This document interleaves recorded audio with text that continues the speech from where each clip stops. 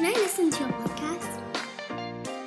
Welcome, everyone, to Middle School, episode 3 now. Dario, how do you feel about getting to episode 3? Massive achievement. There we go. We've kind of rebranded as well. We are no longer Middle School Music, all spelt out with a K in the middle. We are now MDLSKL. So a kind of cooler way to say middle school. Keeping the swag. There we go. So what are we talking about today, Dario? There's New Music Friday, as always.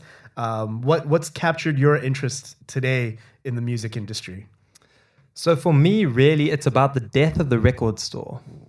That's a big, weighty topic and has a lot of implication on jobs, real estate, and the music industry itself. For sure. You know, I was walking in the city a couple weeks back and it was such a polarizing image. I saw an HMV record store right next to a Waterstones bookstore, derelict and shut down. It's crazy, isn't it, how much things have changed in terms of the record store. The bookstores, while they are derelict and a lot of them are going out of business, they have kind of pivoted and they have maintained some kind of prevalence and some kind of place in modern kind of retail. Just walking through King's Cross this morning, I did manage to see a Waterstones that was quite busy today. But yet, if you were to tell me where could you find a record store that's likely to have people in it in London or in any other major city, I'm not quite sure I'd know where to look. Well, it's crazy, you know, HMV, Virgin Records or Virgin Megastore, they've closed down internationally. HMV shut 27 stores this year in the UK, including their flagship store on Oxford Circus, which was actually first established in 1921. It's crazy, isn't it? Almost 100 years of history, and it's been wiped out in the last probably, 10, 15 years? But it's about the experience. You know, for me, it was the most exciting thing, and it still is, walking into a record store. The smell, the endorphin rush, the big displays. You know, you had, particularly when you were younger, limited cash, and you had to make one big pick. And it was, is it album A or is it album B? And sometimes you'd get a lemon, and sometimes, you know, you'd be happy and you'd sit with that album for weeks, maybe months. And if you're lucky, you would go in and buy another one. Yeah, I remember going through to see kind of what the new releases were in the record store, but then also seeing artists that I might not have heard of or albums that I might not have known were being released. Flipping through that kind of catalog, that experience of actually shifting one record after another, and actually seeing who the artists were that were in that same category. And maybe coming across an artist that I hadn't heard of, and then taking it up to the front. Or in HMV, they used to have these things where you could like put in a number and you could hear the album. The listening station. The listening stations, yeah, exactly. And kind of getting to that listening station and having that whole experience in headphones that, you know, were probably too big for my little ears and all of that. Well, my ears are pretty big, but hey. And kind of that whole experience has really shifted. But I do believe there could have been a salvation, right? There could have been another path for record stores to take. Well, I love that you say that because I couldn't agree more. For me, a fond memory was I was in Times Square in New York 15 years ago. There was still a Virgin Megastore, and just the experience and the spectacle of the store was awesome. There were aspiring hip hop artists waiting outside, you know, handing out their demos because they wanted to be heard. You know, you never knew who was going to walk into that store. Now those artists do that at small concert venues, and sure, we have SoundCloud and the likes, but the experience overall was something that was just so special. Yeah, and I mean, I'm an avid reader as well, and I'll still go into the bookshop, kind of go around looking at different books, picking up books, having that kind of feel of interaction with the written word. And yet, there's nothing on the equivalent from that kind of music experience, right? We're here in a podcast studio that Local Globe has been nice enough to kind of lend to us, but I think that that's a missed opportunity, right? More and more people are becoming creative, and there's no real simple channel for people to have that experience. I look at a company like, I think it's called Pirate Studios, that's kind of growing up in the UK and giving people that kind of band experience or DJ equipment or whatever, and that experience to actually make music. And I feel like that's kind of the missed opportunity. You could have brought emerging artists, but together with the ability to create in one kind of place. You know, Farhan, it's interesting you say that because Virgin Record Store's premise was about being a lifestyle retail destination. So it wasn't just about being a record store, but it was about creating a place or meeting place or gathering point for people or musicophiles or audiophiles to meet and listen to records together. It wasn't just about dashing in, picking up an album for a gift or a gift voucher, but about sitting, scanning through the shelves, like you say, and leaving with a piece there which is a part of something that you really have invested your time and effort into. Yeah, and we could turn around and talk a lot about the digital side of things as well, and how digital has probably had a enormous impact on the kind of closing of all of these record shops. And sure, we can talk a lot about how HMV and Virgin and others maybe didn't invest as much as they probably should have into digital, but I think the whole kind of streaming and kind of whether it's Napster or whether it's Spotify, we could probably go into a lot of depth, and maybe we should save that for a future episode. But I do think the lack of investment into digital and marrying the digital with the offline in-personal experience was also another missed opportunity for a lot of these brands. So I love that you say that, because it's all about the experience factor. Now, HMV and Virgin Records, they used to actually invite artists to come in and perform live concerts. We're all very familiar with record signings, but they would have, you'd have the Beyoncés and Lady Gagas, and prior to that, other artists would come in and perform live concerts, created a spectacle. People wanted to come and listen and see, and that would also encourage people to purchase CDs. But that's missing. I love PlayStation 2's slogan was, live in your world, play in ours. You're competing for share of experience, and the record stores, almost their vision or the value proposition became distorted as on the onset of digital, and as electronics became front and center, I guess, with the move into mobile, etc. Doug Putman, who runs the Canadian retailer Sunrise Records, they bought HMV, and he made the decision to close 27 of those stores. He wants to personally guarantee a change, and how he envisions doing so is by bringing back the live music experience and focusing on vinyl. Yeah, I mean, if Doug Putman or any of his staff are listening, maybe we can kind of brainstorm a couple of ideas. I mean, one of the things that's kind of critical to me is kind of giving new and emerging artists a venue, a channel, an opportunity to explore and to distribute their kind of music, right? So imagine if you could have like a sign-up sheet, right? And people could come in and work on turntables for an hour, right? And then you could have a recording of that kind of mix, right? That's not something that's totally easy for anybody to get in their own home. And if you could distribute that on a Sunrise Records or an HMV's kind of digital distribution, I think they could have a really kind of competitive framing against something like a SoundCloud or a Songkick or something like that. The merging of, instead of being the lonely guitarist with your hat out in front of Oxford Circus Tube, hoping that somebody kind of gives you a pound. Imagine knowing that you can publish and distribute that live recording on a record store's website, and people can come and see you for that hour or even 20 minutes performing live in that environment. In the same way that we do book readings, right, where a famous artist will come in and kind of sign their books, it'd be great to actually experience new artists. A friend of mine who I used to work with in the social media company Peer Index, his wife tells this great story about how she was in a mall somewhere in Suffolk or somewhere like that, and a young Ed Sheeran was playing the guitar with one of his first CDs with his mother kind of standing nearby, kind of helping him, probably driving him to and from the mall. And it's like, where does that artist go, right? Like now, yeah, they can still play in a mall, but it's a real missed opportunity for some of these record stores to be able to enable that kind of artistic and creative experience. I wish they had done more on that side.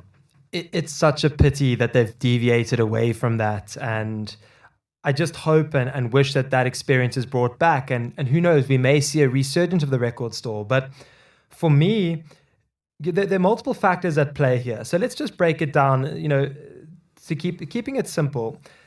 At the time, you had product constraints. So typically the way that an album was formulated, and you can hear more about that in our first episode, is that it would be 2 tracks and the rest are essentially fillers. So a couple radio hits and then a couple B-sides.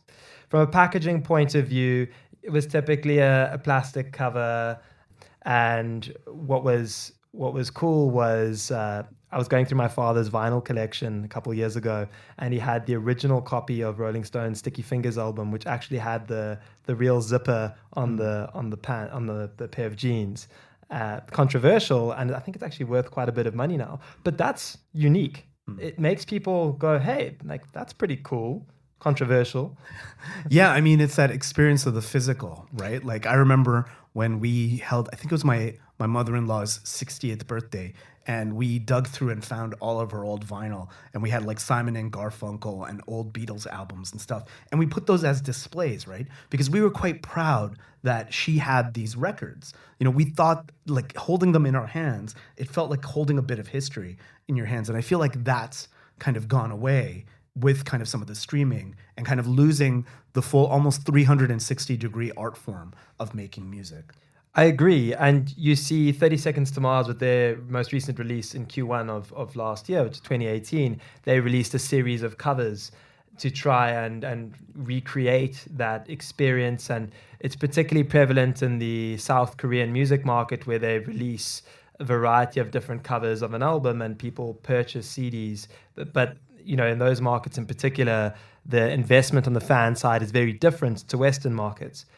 But kind of wrapping all of that up together is albums were also challenged in terms of price, because people felt that they were overpriced for the quality of content that they were delivering. And then you combine that with the lack of experience or the experiential effect of the place where you were buying the album at the record store, and it actually is just a concoction for disaster, a recipe for disaster. Yeah, I mean, the margins would get affected, right? Because you had kind of the physical store, you had staff, you had, you know, kind of electricity and utilities to actually manage that, right? So all of that has to be priced into the actual kind of retail side to actually ensure that the music store made any money off the back of these albums. And at the same time, you know, the CD was probably a little bit cheaper to produce. Your quality was probably similar, if not better in some cases. But it's funny how, you know, we're going into this kind of like hipster world of enjoying vinyl a little bit more, right? So you've seen kind of some interesting statistics in terms of how vinyl is still quite prevalent when it comes to the physical side as well, right? I think, you know, we're seeing that vinyl has not necessarily kind of blown away the numbers, but it is kind of increasing, and we are seeing more vinyl sales in the market. Do you want to talk a little bit about that? Yeah, so historically, vinyl was purchased for the artwork. Tapes or cassettes were purchased for convenience, and CDs were purchased by the wealthy. Now, the RIAA has issued a report this year which shows that vinyl is set to outsell CDs for the first time since 1986, and that CDs are dying 2 times faster whilst vinyl sales are growing. Now, as a side note, I'm an avid CD collector, so I actually purchase CDs. I keep them sealed because, you know, it's becoming... You keep them sealed? I keep them sealed. With the intention that, do you think they're an investment? Do you think that they'll grow in value, or is it more just a personal collection? I think both for me. I'm finding it increasingly difficult to find specific CDs or certain artists. So for me, it would be great one day. Some people like to have bookshelves. For me, it's a massive CD collection, all these unique finds. It's the same theory can be applied to the cassette. Yeah. I mean, in my case, what I remember doing and what I still do, well, no, I don't do it anymore because I haven't bought a CD in a long time. But I used to, especially as somebody who moves from destination to destination, keeping those CDs was a really difficult challenge. So what we did was we broke up the plastic cases, took out the CDs, took out the album artwork, and put them into an album of CDs. So we have our hundreds of CDs in an album. And, you know, there's a bit of, you know, kind of conflict in the household around who bought this CD first, right? There's some CDs that my wife kind of is 100% positive that she is the one who contributed that CD to our household CD collection. And there are others which I am 100% sure, and there's stuff in between, right? We're like, whose CD was that first? The Usher track, you know, the Usher first My Way CD, was that your album, my album? And I don't know if we'll ever get to the bottom of who owned which CDs. But having moved so many times over the last 10 years as a collective, we've had to still keep our CD collection, but you can't travel with that much kind of plastic. And moving from home to home was quite difficult. That makes a lot of sense. For myself, most of my CDs sit at home in storage. I have a couple new ones that I'll bring back when I do go home on occasion. What is interesting, though, is that particularly in the film industry, there's this kind of emergence of this market for Blu-ray DVDs. Yeah. Because it's becoming increasingly difficult to find certain titles on in hard format, despite the fact that there's a streaming era and you have your Netflixes and every your other YouTubes and your Amazon Primes and whatever else. Exactly. So that same use case could be applied to the CD industry, the music industry as well. Vinyls, we mentioned that vinyl is set to outsell CDs. However, vinyls are still a relatively small percentage of overall music purchases. It's only around 4%. Yeah, and I don't think this is a new thing, right? Like when it comes to, kind of getting the physical product in your home, right? That's not a new experience. I remember, I think I was telling you about this earlier, Columbia Records used to have this music club type kind of distribution model where you would get a catalog or you would get an ad to buy, 10 CDs for £1 or $1. And then you would suggest, you'd select the 10 that you wanted, you'd ship them out, they'd send you 10 CDs, you would have only paid $1, but now you had a subscription service. So you had to buy another 10 CDs over the next year to fulfill your contract obligation. And that was an innovative distribution model, but it still competed with the record store at home or in the physical world. And you would still get people going to the record shop. So the streaming side isn't 100% the only reason why we've seen the decline of sales, right? And as we've been talking about earlier, vinyl may still be popular, but when it comes to overall distribution, it's making up a small percentage of how people are actually engaging with music. Yes, so when I was 20, I thought of this solution where, because the streaming era was becoming increasingly prevalent and the industry was continually in decline, that to create the experience and create the change, to get people back into the record store, the biggest issue at the time was the quality of music that was actually being put out. So if you gave people you created an experience which enabled people to select the tracks that they wanted, to build their own compilations at the store. They can go down to the record store for the spectacle and the experience that it represents. Bolting on artist appearances, live concerts. But it's not just about letting somebody go to a touch screen or an iPad or whatever, clicking 15 tracks off iTunes or Spotify and then burning it onto a disc. But it's about making that experience sexy and memorable and making somebody want to go there and do that. And there are many ways in which somebody could do that. And it always sits with me. It's like a pet peeve for me, why the record stores never thought of incorporating something so simple. It's funny you mentioned that because that just brought to mind the fact that Apple now owns Shazam, right? And that whole experience of being able to Shazam a track, you have to be somewhere where that track is being played and you don't actually recognize the music, right? It'll be interesting to see if Apple takes its retail footprint, its actual physical locations in the Apple stores, marries it maybe with some of the experience factor and some of the ownership of the digital channels, whether it's your Beats Radio, plus your Shazam, to actually make a physical experience kind of work when it comes to music. I think they're probably sitting quite pretty because they have the hardware solutions. People go into their stores for that experience. They have the software solutions. They have their Shazams. They have their Beats radios. I feel like they're probably in a very unique position because they also have the hosting environment, right? Like I remember hearing that RZA from the Wu-Tang Clan was doing a class on how to make music at the Apple Store. So it'll be really interesting to see how Apple potentially evolves into being the home of music in a physical place. It's crazy. And the record stores are to blame. They've got themselves to blame because they moved away from their core focus, which was the music. Now, Virgin Megastore has... The average customer at the Virgin Megastore in the Middle East spends around 45 minutes inside. Now, obviously, it's market dependent, and they've been able to reposition their lifestyle retail destination, and they group their products thematically. They've moved away from the music, but that hasn't worked in other Western markets. I'm sure you'll remember Tower Records. Yeah, definitely. Now, for those of you who haven't watched it, there's a film or documentary out called All Things Must Pass. It's on the rise and fall of Tower Records. What's really cool about that is they interviewed Dave Grohl, who was the drummer for Nirvana and the lead singer of the Foo Fighters. He said that he went and worked at Tower Records because it was the only place that would hire him because of his haircut. They had no dress code. Maybe I'll fall into that bracket. But Tower Records was booming from 1960 to 2006 when they filed for bankruptcy and liquidation.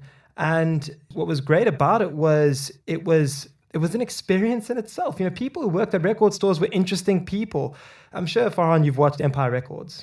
Yeah, I mean, the whole kind of angle of the music store in media, right? And I think you could draw the parallels with like Blockbuster Video and music, because Quentin Tarantino talks about how he worked at a video store as well, right? So it's not unique to music where artists want to go to that physical space and find other people like them in that physical environment. Whether it's the movies like Empire Records and All Things Must Pass and other, I'm sure there's other movies where the record shop plays a pivotal role in terms of the storyline, because you get like-minded people in those experiences, sharing those experiences together. And we don't have the same kind of physical experience now where you can bring together people who are like-minded, who can actually share and talk and understand and actually experience the music together.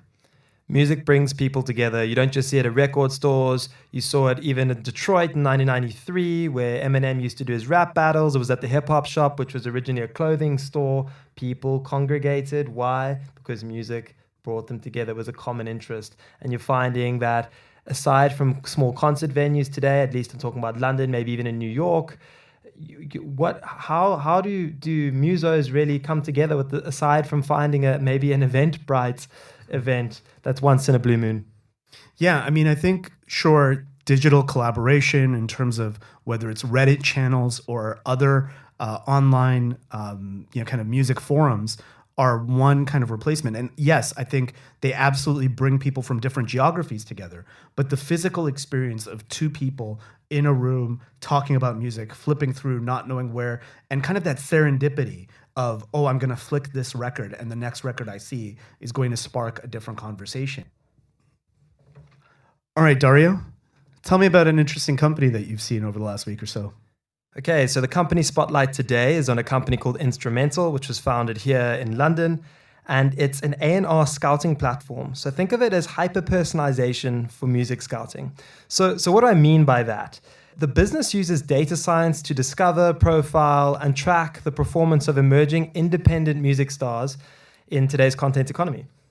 So if I'm a new and upcoming artist, how do I get myself onto Instrumental?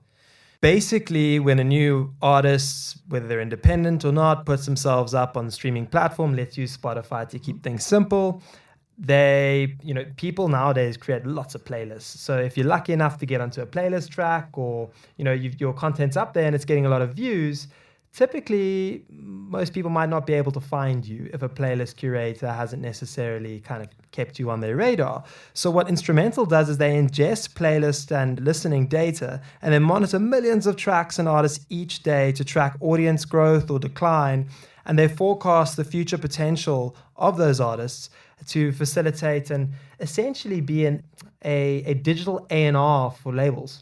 Interesting. So instead of the A&R going to a dive bar and seeing a band perform, or getting kind of a lot of demo records and then having to listen to those demo CDs or cassettes or whatever it might be, they're instead kind of mining the data to actually see if the independent artists are getting enough listens to actually warrant them being brought onto a label. Exactly. So it's talent matching, not just for labels, but maybe for brand partnerships, for media, and just the wider music business in general.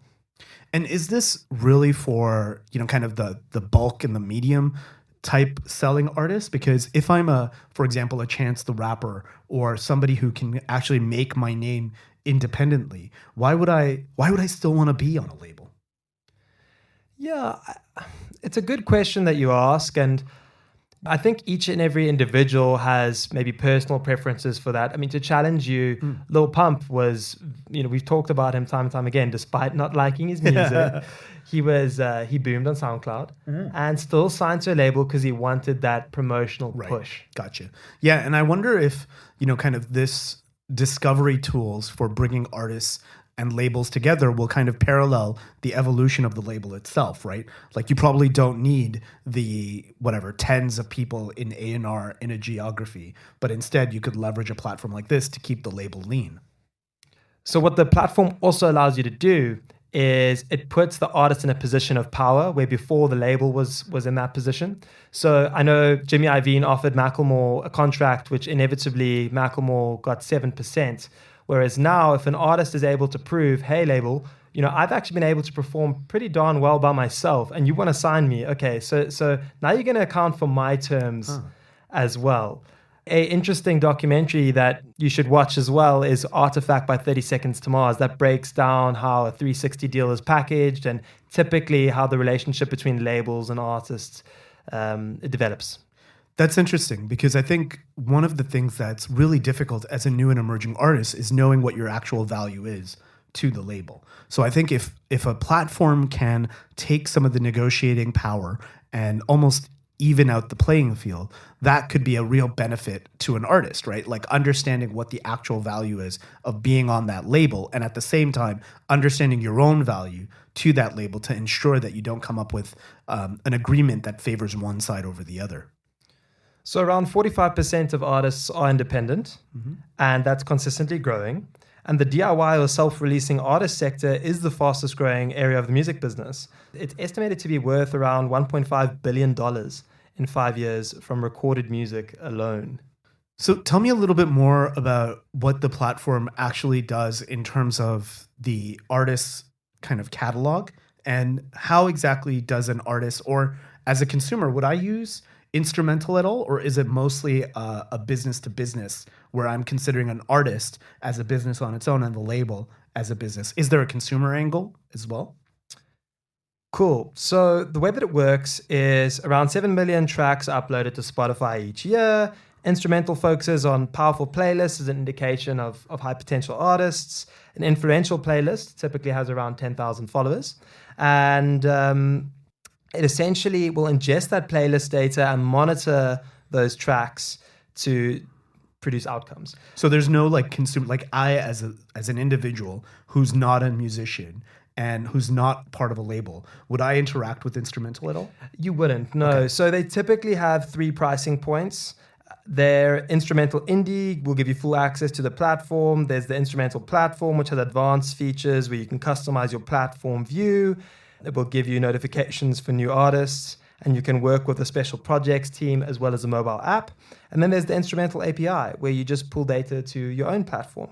Now, when it comes to their clients, they typically work with record labels because it saves them time and money to scout, music publishers who will identify unpublished artists, the sync agencies by matching brands and creative briefs, live promoters and agents, as well as just brands.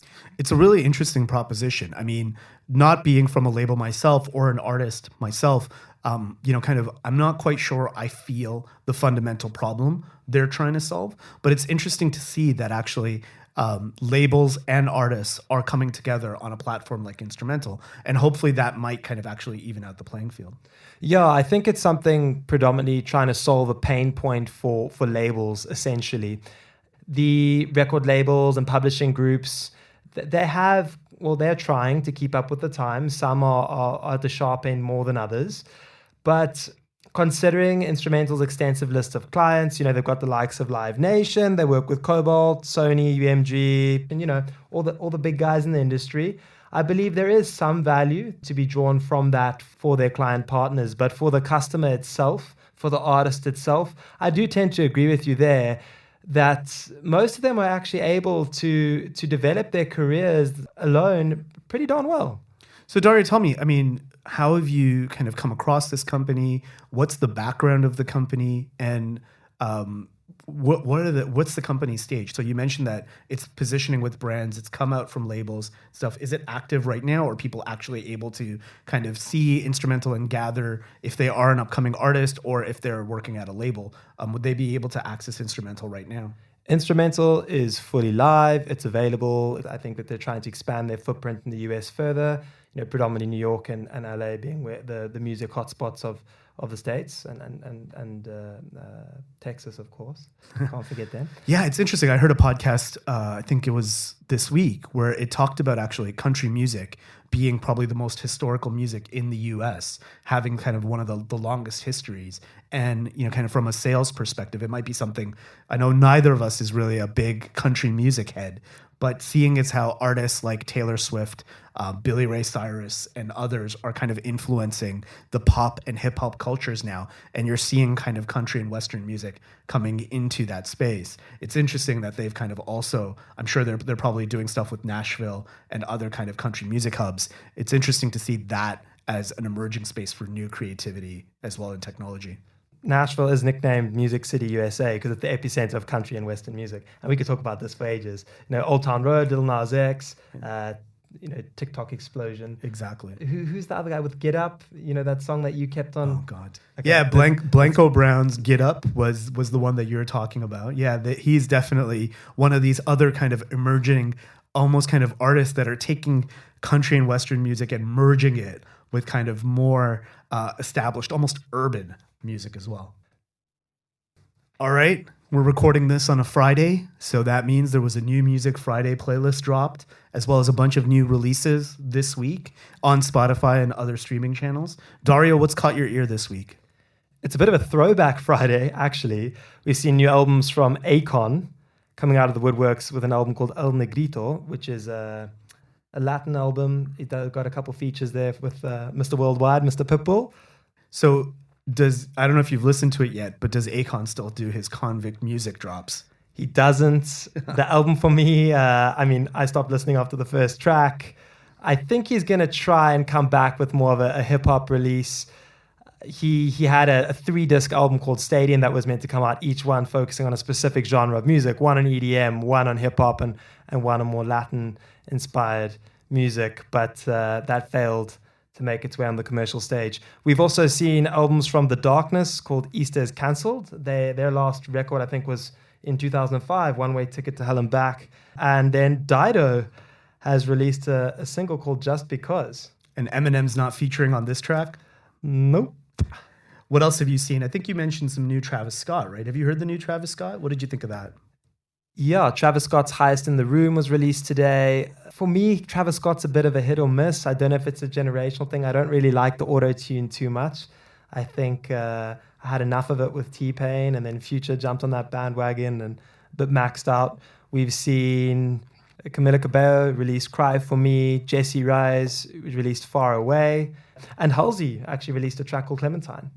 Halsey's a really interesting artist to me because, I don't think there's been like a Halsey album, but she's continued to release new music in almost these kind of surprise drops. And I do really like her style. And I'm curious to know whether she's going to retrospectively kind of pull things together as an album or continue this journey of the occasional music drop. What do you think? So there's this rumor of a new album.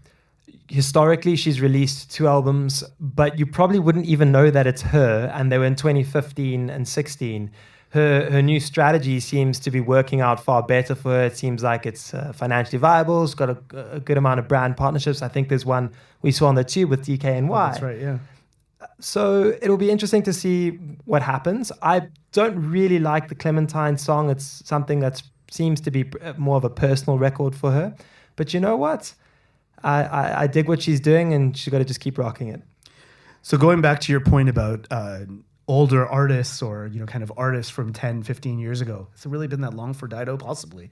Kind of coming back. There's a track on the New Music Friday playlist from an artist called Summer Walker that says it's featuring or with Usher, but it's really the original Usher Make Me Want to Leave the One I'm With track that's kind of layered on top, and she's singing on top of that track. I think that's a great track. Give that one a listen. There's a new Justin Bieber track, so I'm kind of leaning into my pop and R&B. The Biebs. The Biebs, that's my Canadian mention for the week. You've got Justin Bieber on a new Dan and Shay track that's come out. I'm interested to hear the new Sabrina Claudio track featuring Zayn. These are back-to-back weeks where Zayn, formerly of One Direction, is featuring on top of another more independent or emerging artist. So I'm kind of curious to see whether that's a trend that continues. I'm also listening to, there's a new Wale track, a new Majid Jordan, another fellow Torontonian who's part of that Drake clique. He's got a new song out, as well as Churches. I'm a big kind of not necessarily in the closet because now I've exposed it, but I am a Churches fan, and I do like their music, and I think their new track is pretty good as well. I think it's probably worth to also mention that Danny Brown, for the hip hop heads, released his album produced by Q-Tip called You Know What I'm Saying. I, again, don't really like Danny Brown that much. He's managed by Paul Rosenberg. I think the last kind of standout record he did and some of you are going to hate me for this, I think was Detroit versus Everybody back on Shady 15 in 2014. But Farhan, what is your guilty pleasure this week? What are you listening to? So my guilty pleasure actually is a Disclosure track featuring The Weeknd called Nocturnal. It's kind of a breakaway from the usual The Weeknd tracks, but I'm giving that a lot of love. There's also a track, kind of, you mentioned Halsey. I'm still kind of digging Graveyard and some of the older Halsey tracks. Those are some of my kind of guilty pleasures. And like I mentioned before, the Mark Ronson new album, the Black Coffee featuring Usher, those are still kind of tracks that I can't get enough of. I like that you're keeping it authentic and eclectic. That's the important part. For myself, I've kind of kept it to one artist this week, which is The Game. Oh, really? The standout track for me is 92 Bars off his 1992 album. He tries to take it back to the old school West Coast feel. He's got a new album dropping on the 19th of October, so we can kind of do a bit of an artist spotlight on him then. Some fascinating stuff around the time the documentary got released. He's maybe not the best writer, and his songs can sound quite generic if you listen to a lot of his catalog. But nonetheless, he's got the gangster rap feel and the vibe where if you just want to feel like a champ, go listen to The Game. All right. Well, thanks for joining us for another episode of Middle School Music. You can now find us on Twitter on @MDLSKL_music. You can find me on Twitter at Farhan Lalji. Dario, where can the good listeners find you? So you can find me on Twitter on @Dario_Devet with a W. You can also find a middle school playlist on Spotify that's MDLSKL, where we'll be placing the tracks that we like. And, you know, the idea for the first playlist we put out is really taking you through the time machine of hip hop. So from old school right through to a bit of that new school feel, some high energy and winding you down towards the end. We're going to mix that up on a weekly basis, throw in some of the new tracks and guilty pleasures we're listening to. And who knows, maybe we'll do some subsets in the future.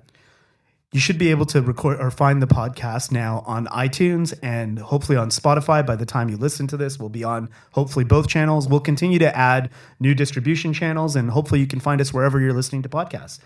Thanks, everyone, for listening. See you soon. Ciao. Bye.